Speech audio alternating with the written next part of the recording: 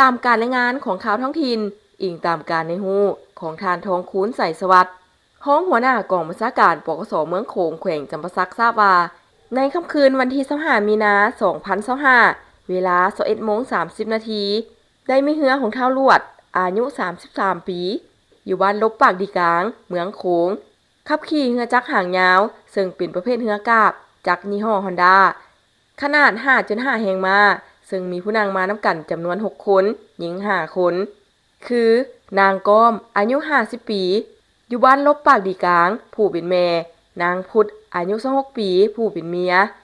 นางมุกอายุ7ปีและนางไม้อายุ3ปีผู้เป็นลูก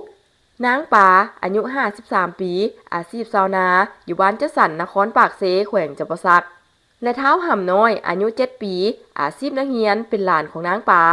เรือลำดังกล่าวมาแต่บ้านลบปากดีกลางมุ่งหน้าไปบ้านดอนสำโฮงจุดประสงค์ไปเบิ่งลำเลืองพอเรือออกจากท่าน้ำได้ประมาณ300 เมตรเรือได้เกิดอุบัติเหตุต่ำหินเหตุให้เรือล่มอุบัติเหตุเรือล่มครั้งนี้ได้เห็นให้นางป๋าอายุ53ปีอาชีพชาวนาอยู่บ้านจัดสรรนครปากเซสูญหายไปในกระแสน้ำพร้อมด้วยเรือและจักรส่วนคนอื่นๆแม่นปลอดภัยปัจจุบันทางเจ้าหน้าที่วิสาสะเพาะและคณะพักองค์การปกครองบ้านได้สอบค้นหาศพผู้สูญหายพบแล้วและมอบให้ญาติพี่น้องนำศพผู้เกี่ยวไปเฮ็ดงานฌาปนกิจศพตามฮีตของประเพณีแล้วต่อเหตุการณ์ที่เกิดขึ้นคณะพักองค์การปกครองเมืองโขงร่วมกับคณะพักองค์การปกครองบ้านลบปักดีกลางก็ได้ไปเยี่ยมยามครอบครัวและญาติพี่น้องผู้เสียชีวิตเพื่อแบ่งเบาความทุกข์โศกและให้กำลังใจแก่ครอบครัวและญาติพี่น้องของผู้เสียชีวิตขณะเดียวกันท่านสิทธิพรบุตติวงศ์เลขาคณะบริหารงานพรรคเมืองโขงให้ข้อมูลว่าบริเวณน้ำของบ้านลบปักดีกลางจุดที่เกิดอุบัติเหตุเรือล่มเป็นเขตที่มีแก้งมีหินและกระแสน้ำไหลแห้งแต่ผ่านมาบ่ค่อยเกิดอุบัติเหตุแบบนี้เพราะว่าผู้นำใช้เส้นทางน้ำในเขตนี้มีสติระวังตัว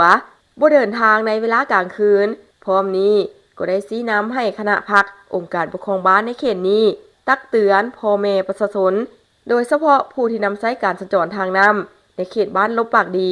จงมีสติระมัดระวังตัวเวลากลางคืนถ้าบ่มีความชำนาญทางห้ามบ่ให้สัญจรไปมาแต่เมื่ออุบัติเหตุเกิดขึ้นแล้วและมีการสูญเสียทางด้านชีวิตและทรัพย์สินคือครั้งนี้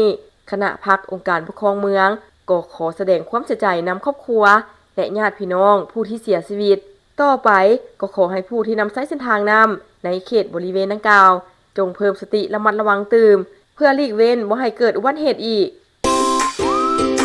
ดินงามบ้านนาไหใกล้ตลาดดงคำสร้างห่างจากทางใหญ่ประมาณ100 เมตรมีทั้งปูยางผ่านกลางกว้าง6 เมตรผ่อน12 เดือนบ่มีดอกเบี้ยและสามารถผ่อนระยะยาวถึง15 ปีพิเศษระยะนี้ทั้งบริษัทมีของแถมหลายอย่างเช่นกงเตอร์น้ำกงเตอร์ไฟฟ้าเสาหัวดินจีปลุกสร้างได้เลยจ่ายครบมีใบตาดินครอบท้องให้พร้อมโทรเลย020 5992 6995 020 5504 3399 020 9563 4364